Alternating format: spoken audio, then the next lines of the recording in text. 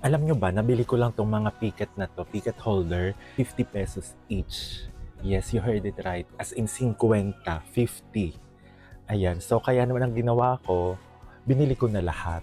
O, ba? Diba? So, saan ka makakakita ng 50 pesos each na ganito? And this is from Japan. Welcome sa ating panibagong Vens K-Room. Kwento ko lang sa inyo kung paano ko to nabili itong mga 50 pesos each na mga Skeizu picket holder. Actually, I bought this through a friend. Parang nakita namin Japan surplus, 50 pesos each.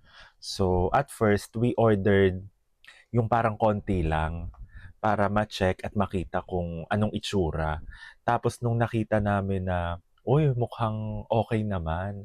Plus nakakaano pa nga yung kineme ng JYP dun sa packaging. So, sige, let's give it a try. Tsaka maganda yung material niya.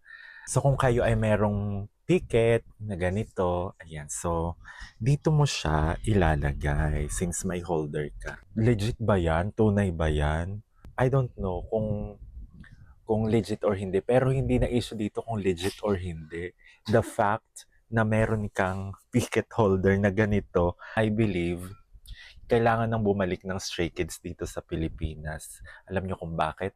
Lahat ng stay meron ng picket na dala-dala. I mean, lahat ng picket nila may holder na. Imagine a crowd na lahat ng stay ay merong picket holder. Baka naman magkaanuhan na tayo, hindi na makita, no? Pero, ang nai-imagine ko, yung before the concert, yung sa labas, so di ba pabonggahan, ilan ang dala mo? Ilan ang dala ko? Akin, 8. As in silang 8. Kaya, yan lang ang ating share dito sa ating Vents Care Room for today.